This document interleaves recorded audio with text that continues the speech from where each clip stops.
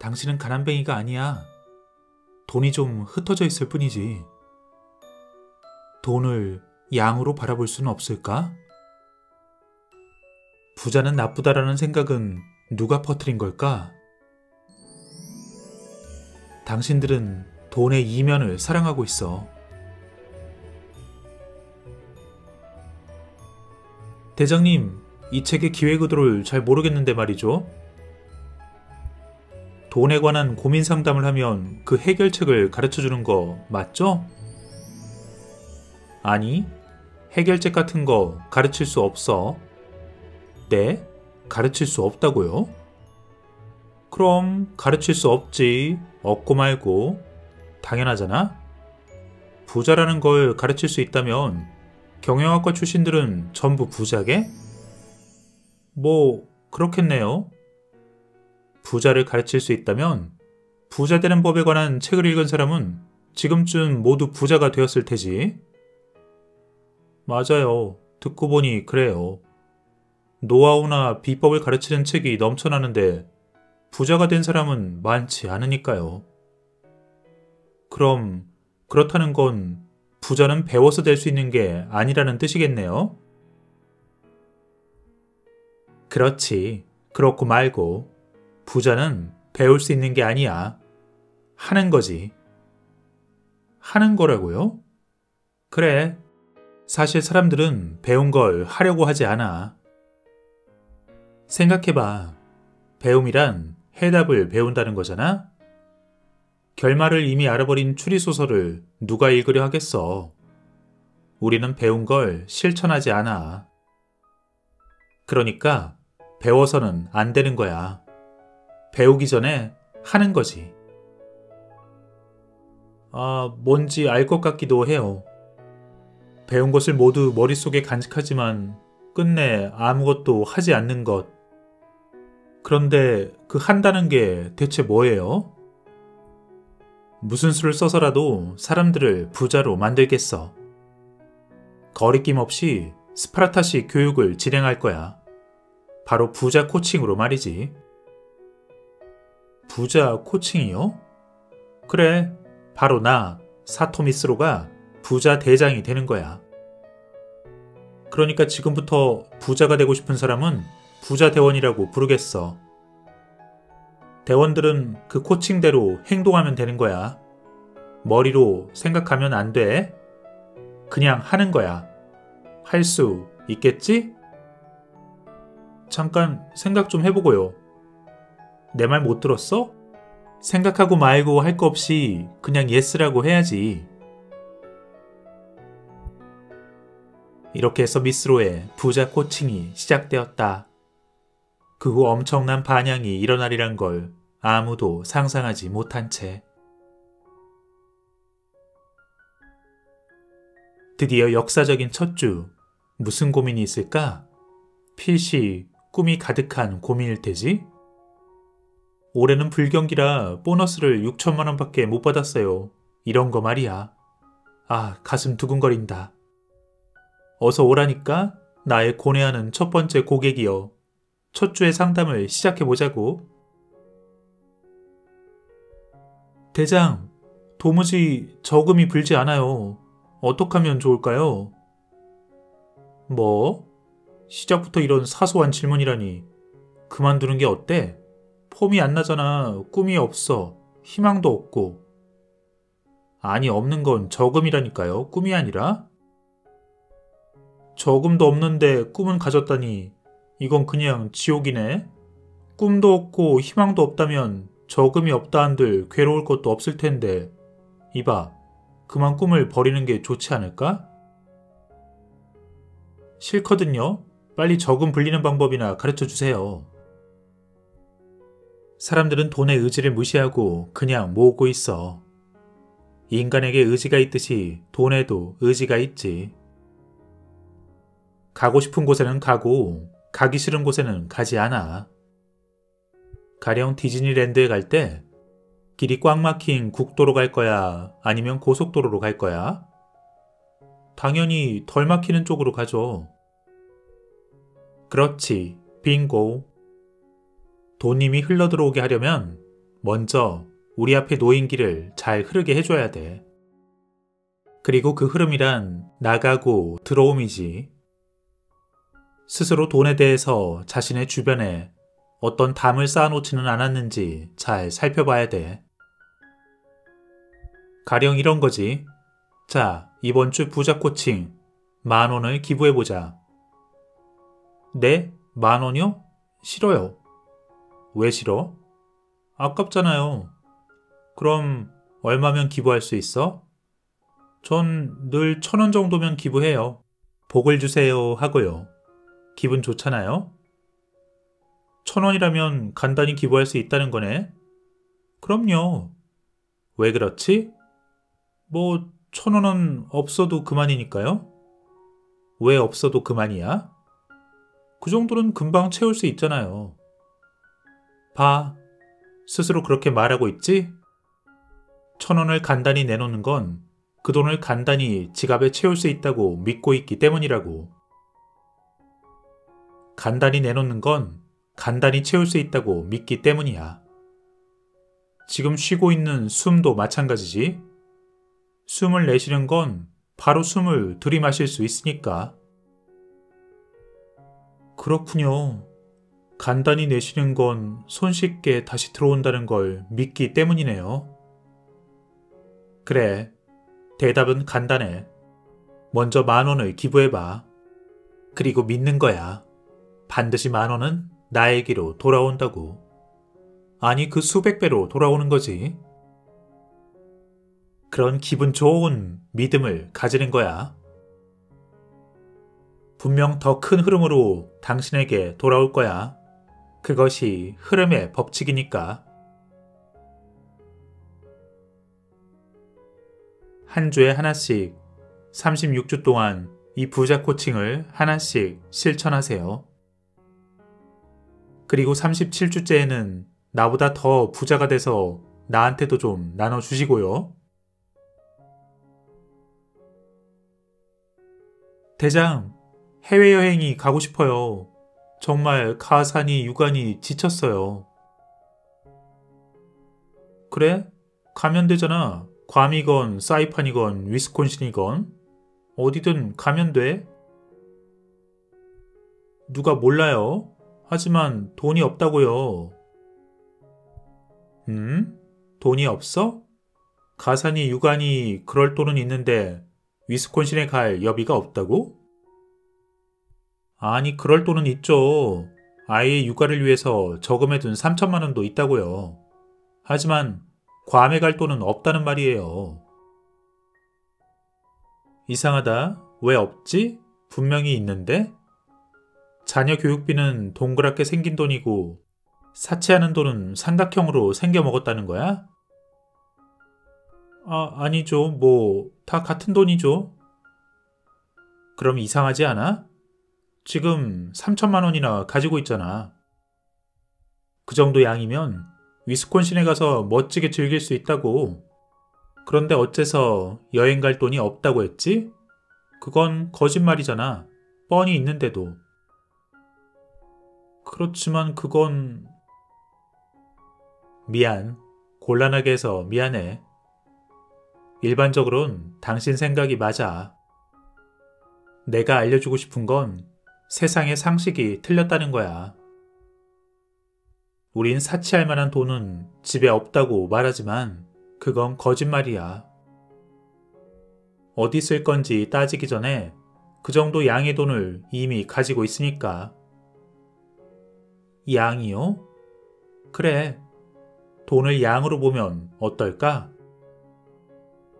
당신은 이미 3,000만 원이라는 양을 가지고 있어. 그건 육아에도 쓰고 여행에도 쓸 수 있을 만큼 충분하지. 하지만 그 충분한 돈을 가지고도 갈 수 없다는 잘못된 고정관념을 심고 있었던 거야. 충분한 양을 가지고 있으면서 갈 수 없는 게 아니라 가지 않는 거였지. 그렇군요. 갑자기 관점이 바뀐 것 같아요. 돈을 양으로 가진 나는 갈 수 없다와 가지 않는다 중 스스로 후자를 선택한 거네요. 그렇게 생각하니까 결정권이 나한테 있다는 느낌이 들어요. 그래, 잘했어. 그게 바로 사장의 눈높이야. 가지 못하는 게 아니라 가지 않는 것. 갈 수 없다는 세상에 휘둘려 사는 관점이고, 가지 않는다는 스스로 세계를 움직이는 관점이야. 오도된 고정관념에서 탈피하는 거지. 여행을 갈 수 있을 만큼 충분한 양을 가진 사장으로서 다른 곳에 쓸 거야 하고 결정했을 뿐인 거야. 갑자기 마음이 풍족해져요. 갈 수 있지만 가지 않는 거라니. 주말 별장에서 낮잠 즐기는 기분인데요. 다행이다. 상담 전에 분명 당신은 돈 그 자체가 없다고 생각했었어. 그건 거짓말이었지. 돈이 없다는 입버릇은 이제 그만. 사실은 돈이 있다. 게다가 쓸 곳도 스스로 결정할 수 있다. 축하합니다. 당신이 돈의 지배자라는 사실을 깨달았으니까요. 나는 여러분에게 거침없이 코칭을 하고 여러분은 그것을 따릅니다. 그러면 여러분 속에 고정관념이 바뀌고 돈의 회전이 점점 좋아집니다. 대장, 제게는 아이가 있어요. 아마 미래에 의사 아니면 변호사가 될 거라고요. 그런데 아이를 대학에 보낼 돈이 좀채 모이지를 않아요. 어떻게 하면 좋죠? 어쩌면 좋냐고? 어차피 당신 가정 문제니까 뭐 당신이 알아서 할 일인데 그래도 제안 하나 하지. 부탁해요. 그런데 대학에 보내고 싶다라는 건 당신의 일방적인 생각이야. 그걸 먼저 알아두라고. 아마 당신은 아이가 대학에 가면 좋은 회사에 취직하고 안정적 수입을 얻고 예쁜 아내와 결혼해서 행복하게 살 수 있다. 이렇게 생각하는 거지? 그럼요. 대학에 가기만 하면 그 이후의 삶은 탄탄대로니까요. 그래? 정말 그럴까? 어쩌면 이런 스토리가 될지도 몰라. 음악 동아리에 들어가서 기타를 배우고 모이칸 헤어스타일에 그러다 등록금만 버리고 자퇴 인도에 가고 싶다고 하더니 짠! 어느 날 인도 시골에서 나 지금 인도야 나마스테 이런 편지가 날아온 걸 마지막으로 아들 얼굴도 못 보게 될지도 모르는데? 그래요, 뭐 있을 법한 이야기네요. 미안, 장난 좀 쳤어. 그러니까 내 말은 부모가 정하는 건 옳지 않다는 거야. 대학에 가기만 하면 경제적으로 안정된다. 의사라면, 변호사라면 그 모든 건 우리의 망상일 뿐이라고. 무엇보다 아이에게서 실패할 기회를 빼앗는 부모는 되지 말아야 돼. 무슨 명언 비슷한 말인가요, 대장? 난 시인이거든. 실제로 부모가 자식을 위해서라고 생각하는 일이 실제로는 자식을 위한 일이 아닌 경우도 생기는 거지. 어쩌면 부모의 이기심을 충족시키는 것일 뿐. 아이를 위해서라는 이름을 빌린 자신을 위해서지. 나는 학원도 보내주었고 나는 과외도 시켜주었고 대학도 보내주었으니까. 나는 그 모든 게 자신의 정당성을 주장하는 건 아닐까? 부모의 가치관도 중요하지만 아이 자신에게 스스로 생각할 기회를 줘야 돼. 그렇군요. 그럼 아이가 스스로 생각하게 하려면 어떻게 하면 좋죠? 간단해. 이렇게 해라고 말하지 않으면 아이는 스스로 어떻게 하면 좋을까라는 의문을 가지지. 해답을 던져주지 않으면 인간은 스스로 의문을 품게 되거든. 세상에 대해서 스스로 의문을 품는 게 무엇보다 중요해. 그래요. 세상에 대한 의문을 가질 수 있는 사람으로 성장했으면 좋겠어요. 아이에게 10,000엔짜리 교육보험에 들어줄 바에야 차라리 좋아하는 장난감을 사라고 그냥 주라고. 어쩌면 이건 아이에게 정해진 틀에 그 사고할 기회가 박탈된 시스템을 제공하는 대신 스스로가 경험할 기회를 만들어주라는 그런 뜻일지도 모릅니다. 어느 상쾌한 일요일, 집에서 뒹굴고 있는 미스로 대장에게 초대장이 날아왔습니다. 대장, 이사했으니까 놀러 오세요. 뭐? 내가 네 친구냐? 왜 대장이 대원에 이사한 집에 놀러 가야 돼? 하지만 가야지. 결국 오고 말았네. 이렇게 될 줄 알았어. 난 마음이 너무 여리다니까? 어서 오세요, 대장. 그런데 웬 물건이 이렇게 많아? 볶음 머신이라니. 당신 한 번도 써먹지 않은 몸매잖아. 어쨌든 사고 보거든요, 이거저거. 괜한 간섭 마세요. 안 되겠어, 안 되겠어. 이번 주 부자 코칭, TV 콘센트를 한 달만 빼버리자. 어차피 저런 것들 제대로 써본 적도 없지? 뭐 그렇지만 한 달 동안 어떤 미디어도 소비하지 않는 거야. 안 돼요. 돌개바람하고 진주조개의 사랑이 과연 깨질 건지 그건 마음에 걸려 도저히 참을 수 없다니까요.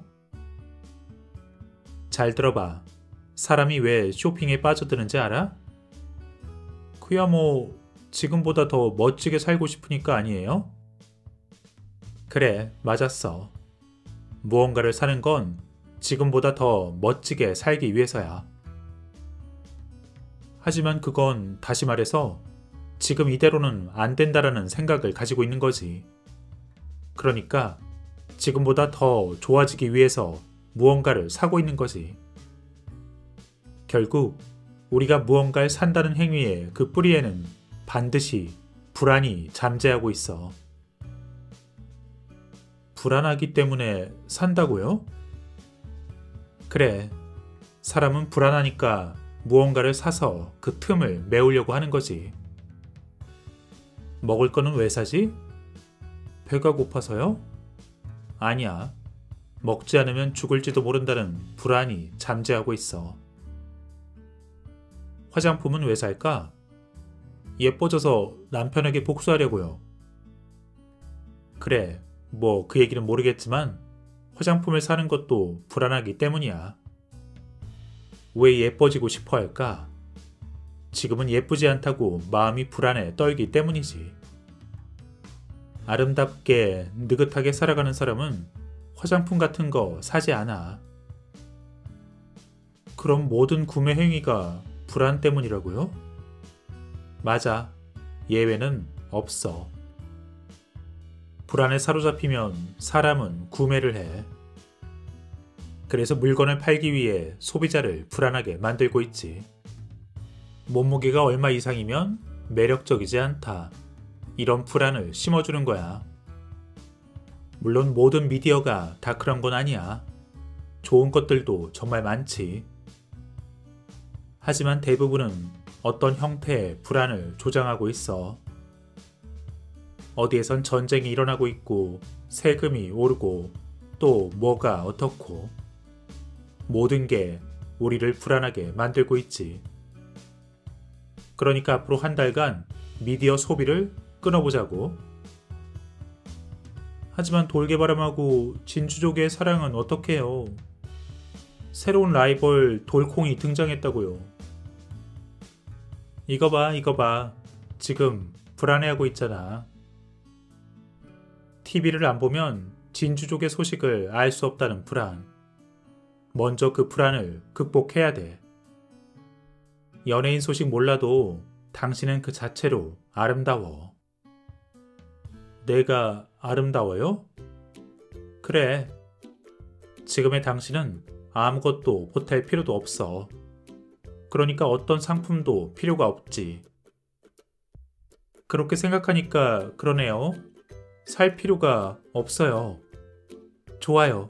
한번 해볼게요. 그래, 좋았어. 화이팅! 그럼 이사를 축하하는 의미로 TV는 내가 가져갈게. 안 돼요. 아무것도 사지 않아도 좋을 만큼 당신은 근사합니다.